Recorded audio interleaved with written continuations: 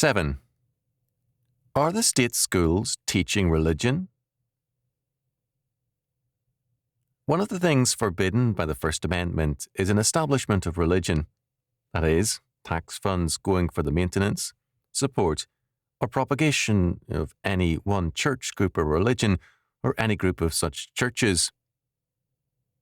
Today, we see this principle routinely violated by the curriculum makers of public education, or more accurately, statist education. These curriculum makers routinely make humanism and its values basic to their guidelines and texts. I have many such guidelines and textbooks before me, but let me cite one as an example. Donald A. Reed and Sidney B. Simon edited the Humanistic Education Sourcebook, 1975, a textbook for teachers. One chapter is on values and valuing. It's taken from a study of Values and Teaching by Louis E. Rath, Merrill Harmon, and Sidney B. Simon, 1966.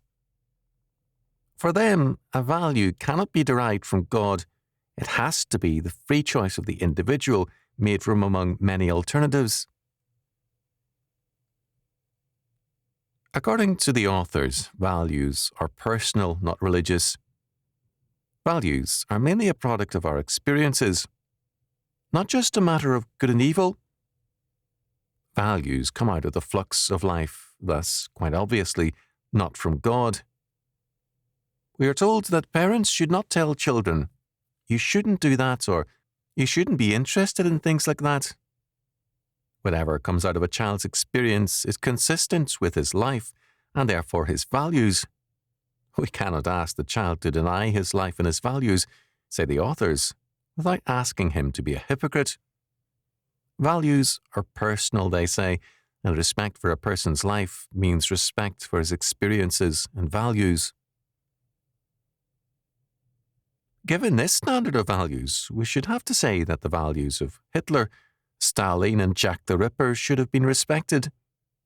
Some humanists would object that the values of these men had social consequences, but we must point out that since the people are persons, what is personal is also social or interpersonal.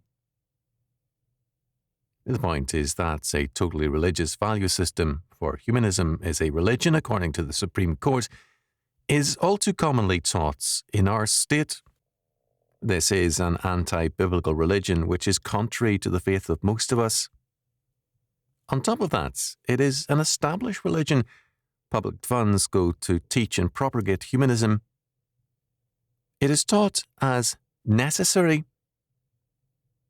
In Reed and Simon's textbook, one chapter is entitled Humanism, Capstone of an Educated Person. In other words, without humanism, your education is incomplete and sadly defective. The Bible and prayer have been banned from state schools, but humanism and its value system is openly taught. The First Amendment's ban is applied only to Christianity, and definitely not to humanism. This alien cult is accorded a privileged status at the expense of the rest of us. If you protest this, you are called a bigot. The day of newspeak and doublethink has come.